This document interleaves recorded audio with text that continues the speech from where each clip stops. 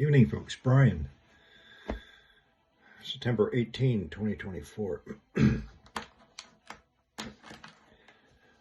Always got notes and things I want to talk about. Bombarded nonstop. Let's get this one out of the way because there's some other things developing on our planet. Massive heat spread in the Bahamas coming back up. And other things. Anyway, let's get into it. So many predictions do align with scriptures in the book of Revelation. Some men have dedicated their lives in the study of planet you-know-what, which is just the same as wormwood. Some of these people have very credible backgrounds in the field in which they study or have maintained their military and intelligence contacts as they were in those fields.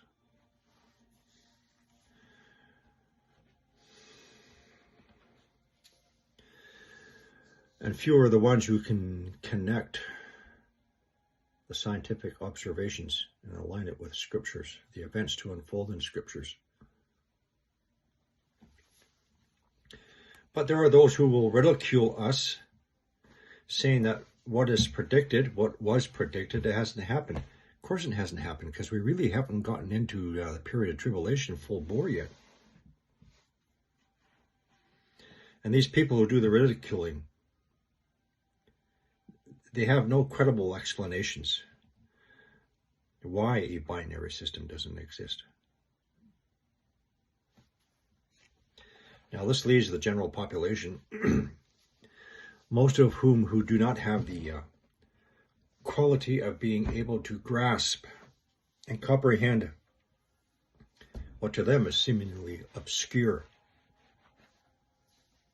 They have no mental discernment. They have no spiritual discernment. And they do not understand what it means when the Bible says men's hearts will fail them for fear, for looking after those things coming upon the earth, the world.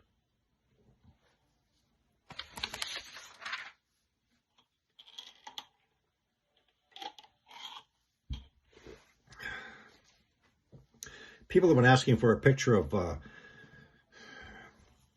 Sal, our binary star, planet you-know-what. You better be damn well spiritually prepared before you see that. And not be blind to all that which must happen before then.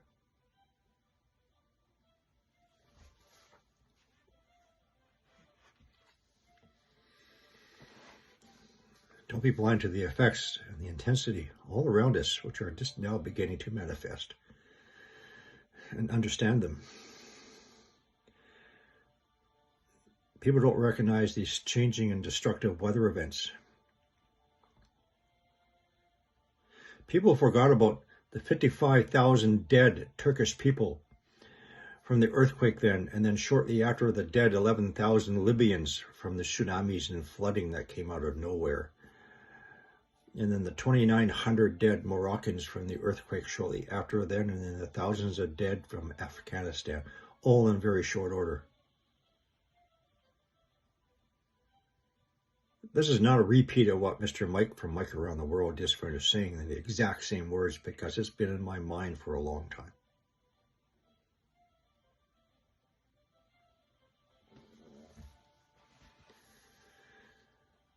And these numbers are only going to be minuscule in scale compared to what the Bible has in store for us. People don't see the year-to-year increase in seismic events. Frequency, magnitude, depth, diverse places. They don't see the alarming number of crustal heat detections coming up.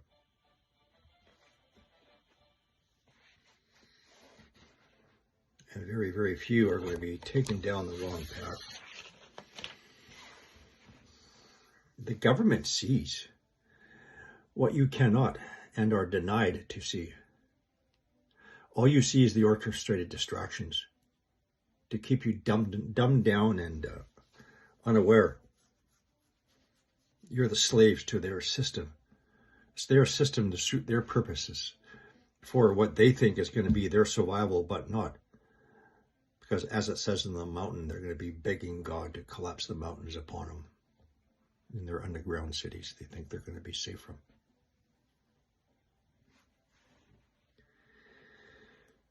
Now, calculations and timings may be off.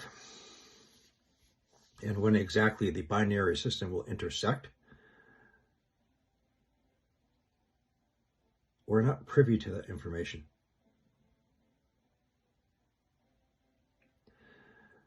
What we are privy to is the geological history, Earth's history, that every 3,600 years, catastrophic events happening, mostly volcanic eruptions and sudden extreme climate changes.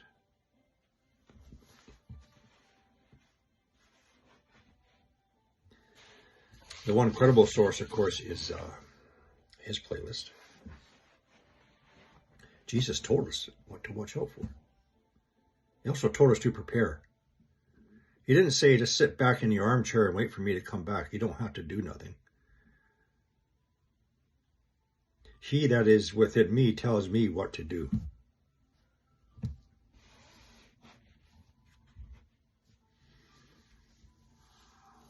He told us to watch and to prepare, to stand strong, for the end is not nigh. He tells us to prepare spiritually, mentally, practically. Joseph, in the Old Testament, he knew what was going to happen with the 7-year drought. And for Pharaoh, he stocked up all the grains. I'm not Joseph, but I know what's coming, which is why I do what I do. I don't sit back. Yeah. Jesus, my brother, is coming back. He'll take care of everything. It's not what he said.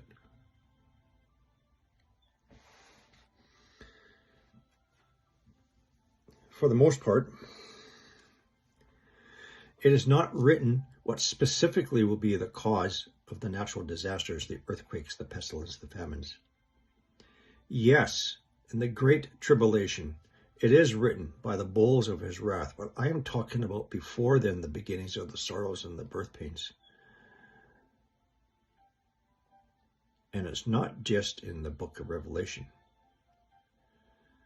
There's clues all written before then, which tells us what to look out for and expect.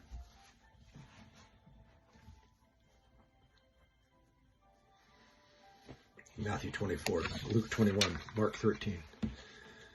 It's all there, man. Just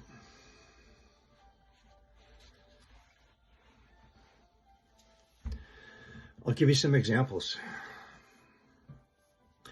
As it were like a mountain ablaze was tossed into the sea, and 1/3 of all life died, and 1/3 of all ships destroyed.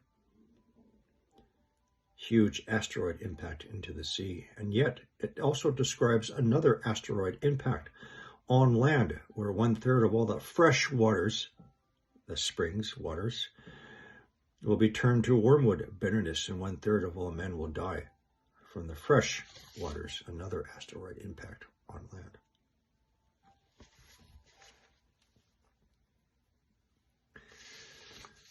One of my favorites.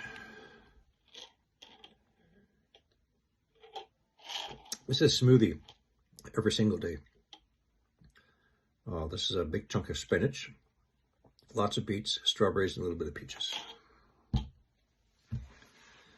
Red berries, anti-inflammatory. Beets, fights cancer, and so on.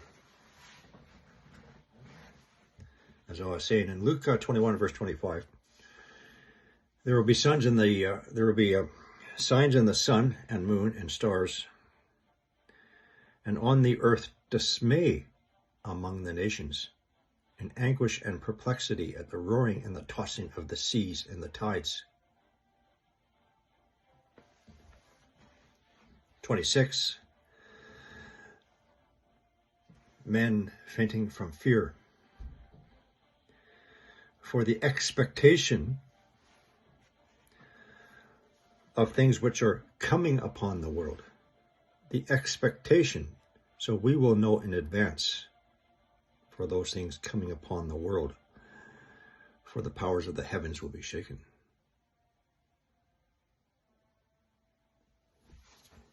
(27) Then they will see the Son of Man on a cloud coming in great glory. Great power and glory. But before then, see, it jumps back and forth. Before then, verse 28, but when these things begin to take place, straighten up and lift up your heads, because your redemption is drawing near. It's not here yet.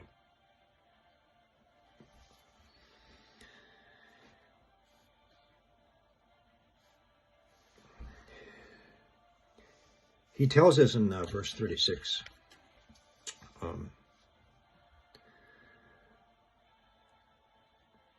but keep on alert at all times, praying that you may have the strength to endure, to escape all these things that are about to take place, and to stand before the Son of Man. He's telling us to prepare and to stand strong. He's also telling us about the beginnings of the sorrows and the birth pains.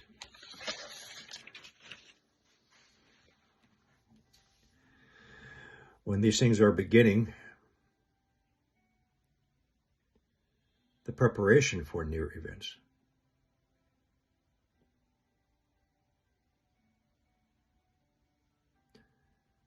There are other intersections of events and timings, as foretold by others, written in Scripture.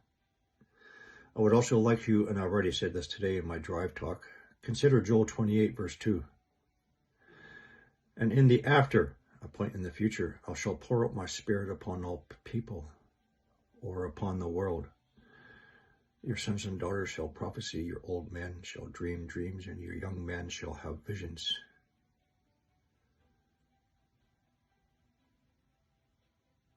It's not just the apostles.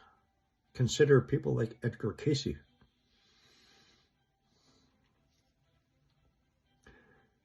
Even though he will deny it, consider people like Mike from around the world, COT. He's an old man. He dreams dreams.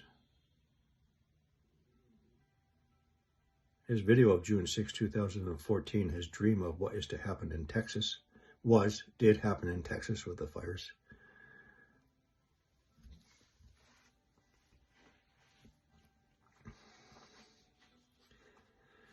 Tribulation is, yes, about the return of Jesus Christ.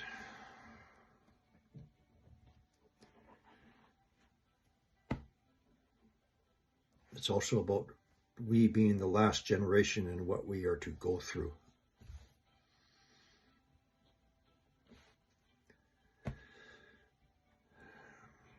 So he that is in me tells me what I should be doing for me and my family to prepare for difficult times ahead of us. It hasn't even started yet.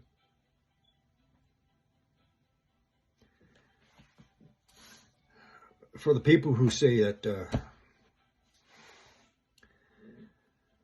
oh, we're already in the middle of tribulation. Oh, we just passed the tribulation. Oh, the mark of the beast is here. Blah, blah, blah, blah, blah.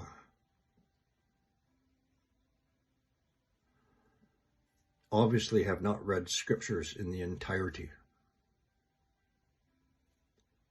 Slowly, in peace and quiet, being at one with him in his playlists.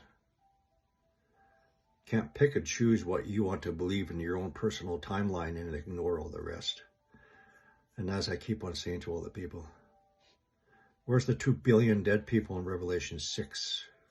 Where's another 2+ billion dead people in Revelation 9? Where's the 4 billion dead people that have to happen first?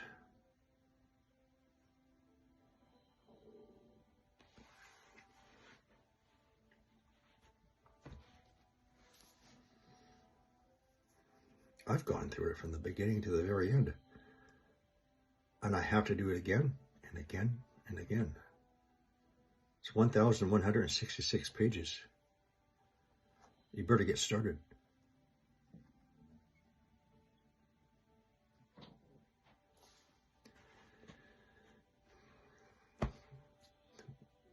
But more, it's in my thoughts every single day now, because I know how close we are about to approach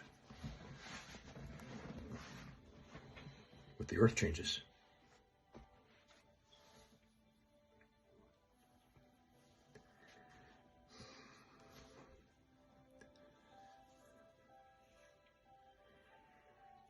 In Luke 21, verse 9 to 11, these things must first take place, but the end does not follow immediately.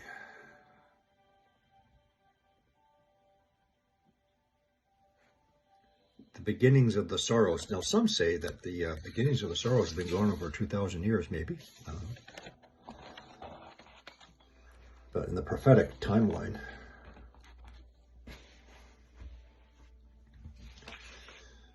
how many of you husbands have witnessed your child's birth?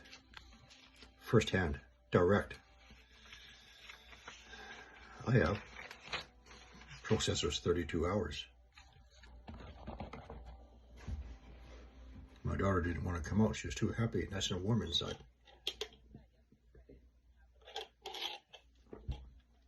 The birth pangs.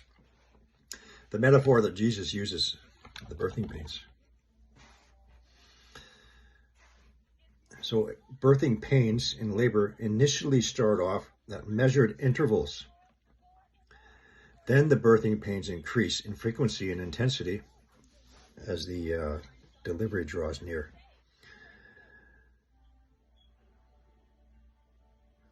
And like I said, I witnessed the process.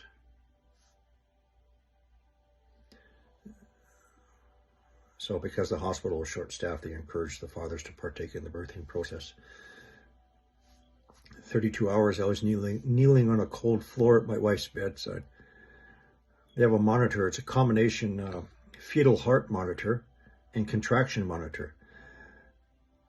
And they said, Mr. Gunderson, whenever you see your wife's contractions start to peak up, press that button for the gas to help relieve the pain.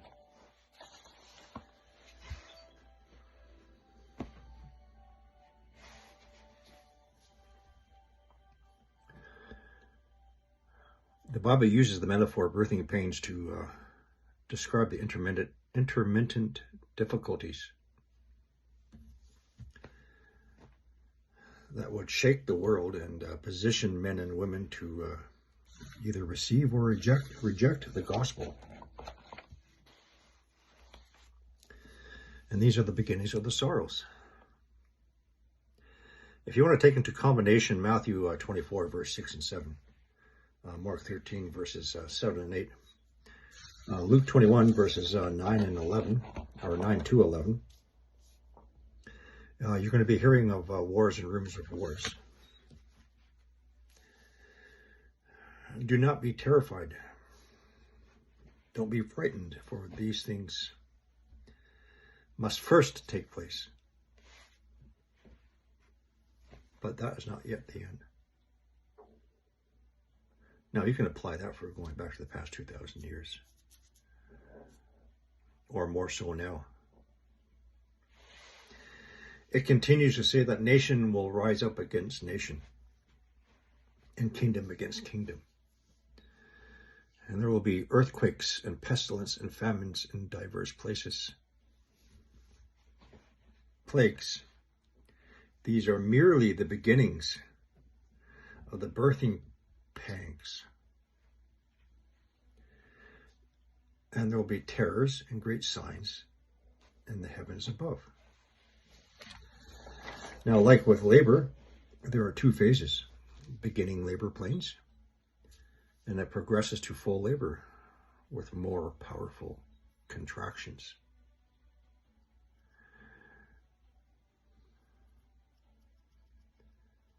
In the beginning of the birth process, the intervals can be 30 minutes apart. Not all that painful or powerful. But during the second phase, the labor birth pains can be close to a minute apart and more severe as we progress into tribulation.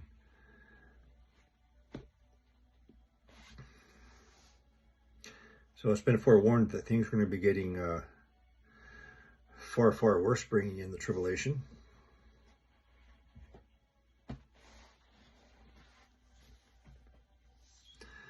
But again, he tells us to stand strong and to endure until the end.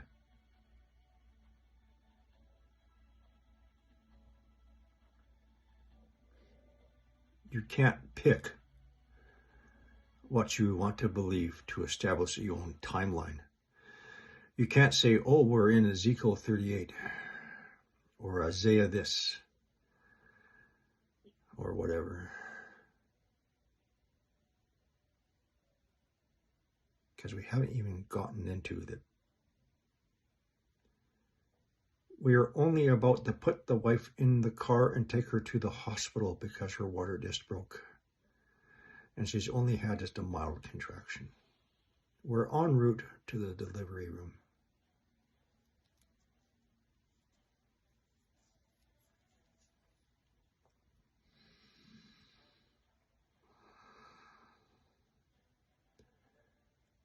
I think the more you think about your brother, Jesus, every single day now, the closer we are. You don't know if it's going to be a 32-hour process or an 8-hour process. But he's given us all the signs. He tells us by his words and through his apostles what will happen in the beginnings of the sorrows before the great tribulation.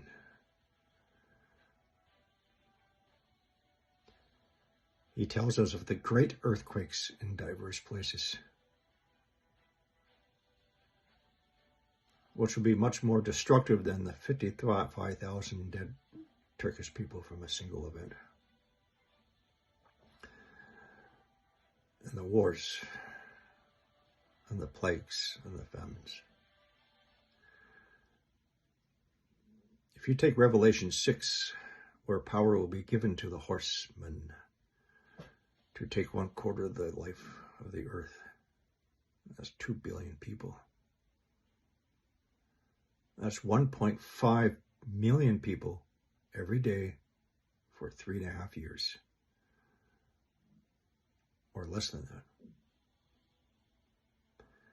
To put that into another context, the December 24 or December 25, 2004 great megathrust earthquake tsunami that struck Sumatra, at least 230,000 dead. Imagine between 6 and 7 of those type of events every single day for 3.5 years. Mix in the wars, deaths, and the pestilence and the famines. So those of you who say that we've already reached the middle of the tribulation period and this person's the Antichrist or that person is, I say again, what happened to all the dead people?